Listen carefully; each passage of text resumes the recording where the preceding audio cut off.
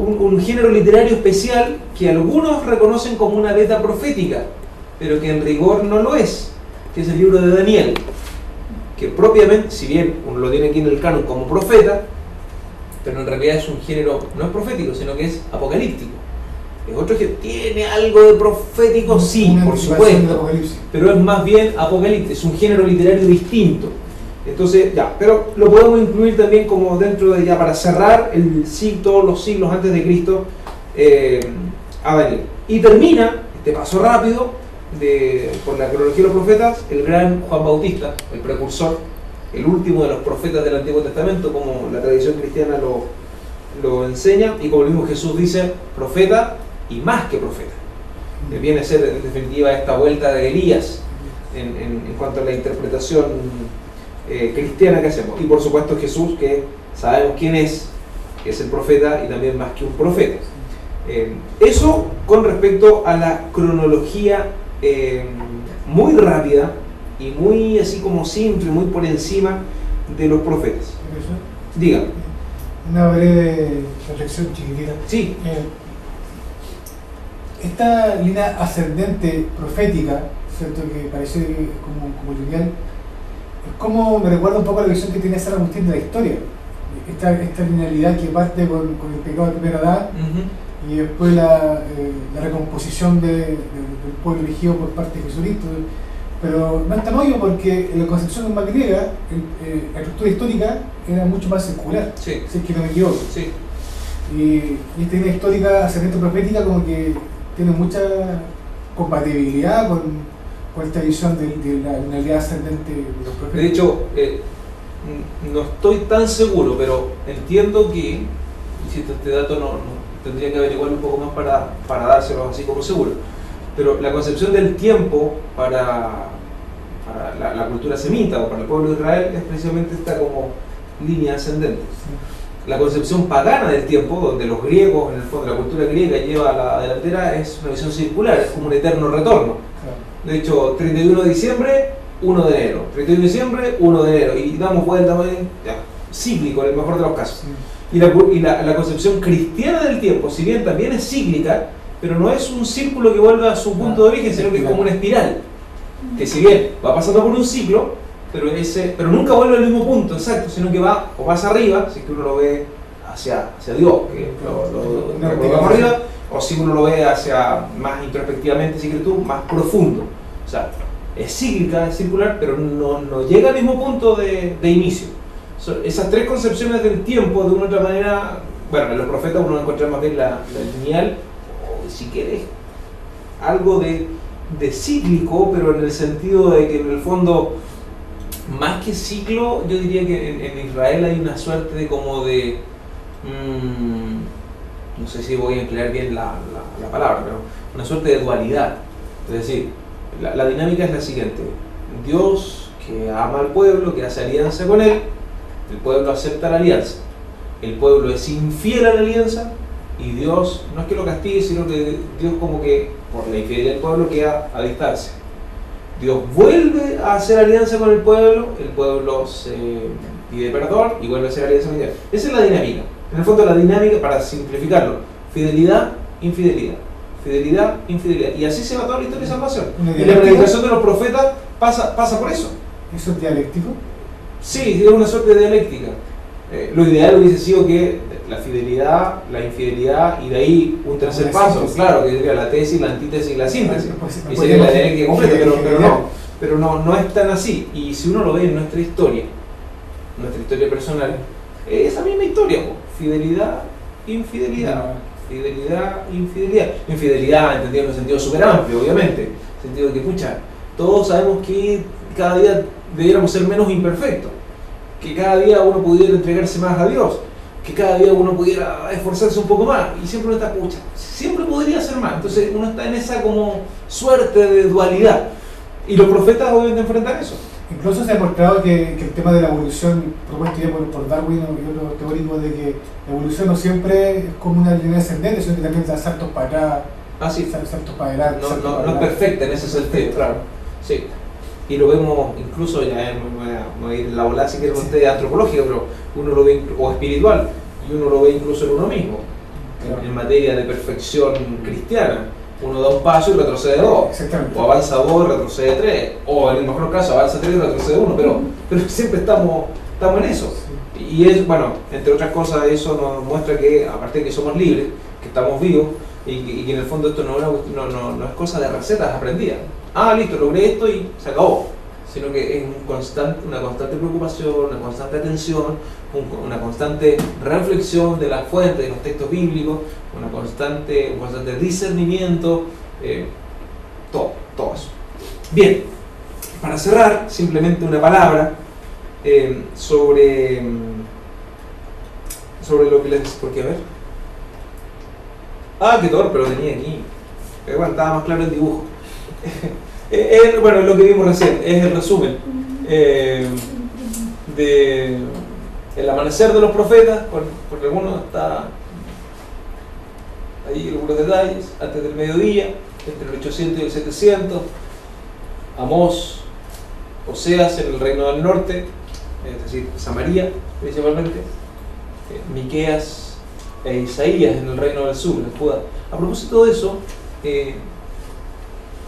hace algunos días conversando con un alumno en uno de los colegios de trabajo, me preguntaron por un texto bíblico que les pareció horroroso porque hablaba de matanza y de descuartizamiento y todo, y que se sorprendieron de que la Biblia dijera eso. Si ustedes supieran todo lo que dice la Biblia, les decía yo, porque tiene historias muy sabrosas, y claro, que si uno no puede llegar y enfrentarse, hay que tener ciertas claves, al menos culturales, como para meterse en ese mundo. Entonces, hablando de estas cosas, llegamos al típico, yo diría que ya es casi un prejuicio, o el simplismo, es decir, el Antiguo Testamento es un Dios castigador, el Nuevo Testamento es un Dios misericordioso. Un reduccionismo cultural. No sé, decir, no. Y no es que no sepa, no es así. Pero no es así. Léanse el profeta Oseas, por ejemplo. El profeta del amor. Precisamente, el profeta del amor. Y cómo el profeta, en definitiva, Oseas, estamos aquí. O sea, recién empezando, o sea, es uno de los, si quieren ustedes, de los textos proféticos de los antiguos. No estamos en la etapa final del profetismo, estamos en los comienzos casi. Y habla del amor. Y habla de la fidelidad de Dios a toda prueba, a pesar que el pueblo le es infiel 1 y 1000 veces. De hecho, la metáfora o la imagen que ocupa es súper fuerte. En el fondo, el profeta es el que ocupa el lugar de Dios, y la esposa del profeta es el pueblo. Y la esposa del profeta es una prostituta. Y sin embargo, el profeta debe, por orden de Dios, ser fiel a su esposa, aun cuando ella se prostituye con todos los pueblos en la imagen de que es el pueblo, que hace alianza con los otros pueblos. El profeta debe ser fiel. ¿Por qué? Porque es imagen de Dios. Ese dato. Ese dato. Entonces, ¿de dónde me sacan que Dios es castigador? O sea, uno diría, con todo el respeto y la adoración que uno le tiene al Señor, pero uno llega a ser tonto de amoroso, según nuestros criterios humanos, por supuesto. Pero si no hay más amor que eso, si no hay más perdón que eso, si no hay más fidelidad que esa, ¿qué es entonces? No hay otra solución. No hay otra solución, exactamente. Inclusive, o sea, si uno se ve la dimensión de filósofos de religión como universalidades, ¿cierto? Ya. Que el tema de la historicidad de la dimensión religiosa, que de alguna forma no es que Dios de per se sea como castigador, sino que muchas veces sucede que la construcción de mundo cultural, por supuesto, de esa época, construye de alguna forma, entre comillas, la noción de la divinidad. O sea, de hecho, hay textos que hablan del castigo de Dios, o el castigo de Yahvé. Estamos por el texto clásico del diluvio. Pero ¿cuál es el sentido del texto? No es eliminar aunque dice, y Dios se arrepintió de haber creado a los hombres. En el fondo, ¿qué es lo que busca el texto? Es erradicar el mal, erradicar el pecado de la tierra. Sí. Y claro, como no es un hombre justo, él va a ser como el nuevo, por decirlo, el nuevo comienzo. Claro. La interpretación nos lleva a muchos lados más que no vamos a tocar ahora, pero el tema, lo que dices tú es así. Cuando uno dice el Dios castigador del Antiguo Testamento, es una construcción o una conclusión simplista que nosotros sacamos. Sí. En ninguna parte de la Biblia te dice Dios es castigador. Te dice que Dios es celoso. Sí. Eso sí, Dios es justo, Dios es misericordioso, Dios es un Dios celoso, Dios es un Dios santo. Eso sí, y eso lo dice y lo demuestra. Y cuando Dios dice, ok, si ustedes no quieren estar conmigo, oye, yo no peleo a su favor. Todo en el lenguaje propio de las batallas. Yo no peleo a su favor, ¿y qué les va a pasar? Lo que les pasó tantas veces al pueblo de Israel. Los hicieron pebre en la batalla. Sí. Pero cuando estaban en fidelidad a Yahvé, siempre ganaban. De hecho, así se interpreta. Cuando pierden una batalla, llegan buscando al campamento o llegan buscando culpables. ¿Quién de ustedes pecó y no se purificó? ¿Quién de ustedes es el responsable de haber perdido la batalla? Porque si perdimos es porque aquí hay pecado y Yahvé no peleó contra nosotros. A favor. O a favor de nosotros, eso, perdón. Entonces, eso nadie se lo cuestiona, nadie dice, oye, no podría ser distinto. No, eso es así. Gedeón. Y en base a eso, Gedeón, por ejemplo. 300 hombres. O las historias, por ejemplo, del mismo Sansón, las historias míticas que han salido de la Biblia, incluso ya se cuentan hasta como cuentos infantiles. Bueno, tiene que ver con eso. Que David con una onda haya derrotado al gigante filisteo. Bueno, ¿por qué? Porque David, en su corazón, de joven, de pequeño, en fin, lo que fuera, estaba consagrado a Yahvé y era fiel y sus pensamientos, sus sentimientos eran fieles a la alianza.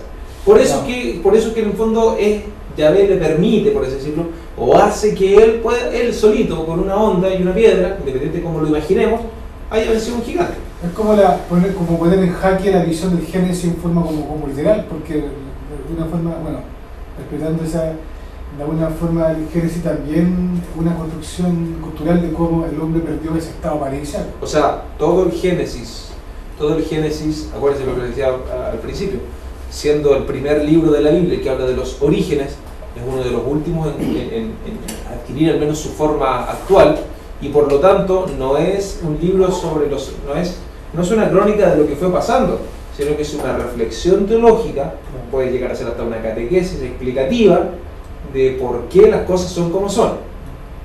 Dicho de manera sencilla, y con esto cerramos. En el tiempo en que se escribe el Génesis, la gente se pregunta, ¿por qué las culebras o las serpientes no tienen patas? Entonces un grupo de sabios se pone a pensar, ¿por qué será el único animal que se arrastra? Estoy pensando en el mundo de ¿por qué el único animal que se arrastra? Algo tiene que haber hecho la serpiente, imaginemos, esto es Biblia ficción si quieren ustedes, imaginemos por qué la serpiente no tiene patas, no camina, se arrastra. Entonces alguno dice, un iluminado ha dicho, lo que pasa es que la serpiente tiene que haberse portado mal en algún momento y Dios la castigó. Claro. Y entonces, ¿cómo explicamos que la serpiente, es que la serpiente a lo mejor es la representación del mal? Y la serpiente nos recuerda todos los días esa acechanza del mal que está ahí, en el talón. Porque han tenido la experiencia que las serpientes se nos meten a la casa y los muerden. O sea, de hecho tienen esa experiencia, por eso que en el fondo dejan ahí a la serpiente per secula seculorum como el peor animal que está sobre la tierra, porque lo detestan, porque le tienen miedo. O los escorpiones cuando habla más adelante en los textos bíblicos. Ya, por eso en tierra. Entonces se hace toda una elaboración catequética para poder explicar, entre otras cosas, por supuesto, o aprovecha la explicación teológica del bien y del mal, del pecado en la vida de la humanidad, aprovechando de meter ahí la serpiente. Así de simple. Para nosotros, después de siglos de estudio para descubrir eso, así de simple. Una hermenéutica ahí. Claro, y en el fondo eso, entonces uno empieza a leer, claro, todos los textos bíblicos también con una perspectiva. Y obviamente esta técnica, si quieren llamarlo ustedes, no se aplica a todos los textos bíblicos, va a depender del género literario. Un salmo uno lo tiene que interpretar de otra manera. Hay muchos salmos que toman incluso textos proféticos. Muchas citas de los profetas están en los salmos, partiendo por los salmos atribuidos a David. Ahora, es como que, y ahora sí que termino, porque me lo compartió un colega el otro día. Me dijo, mira, cuando uno empieza a explicar a los alumnos, sobre todo de enseñanza media, lo que es la Biblia, y nos puede servir a nosotros también, yo siempre me dijo, parto con este ejemplo. Y me gustó mucho, por eso yo lo comparto ahora con usted. Si yo en un papel escribo, salí a la calle y vi a un gallo en bicicleta que chocó con una liebre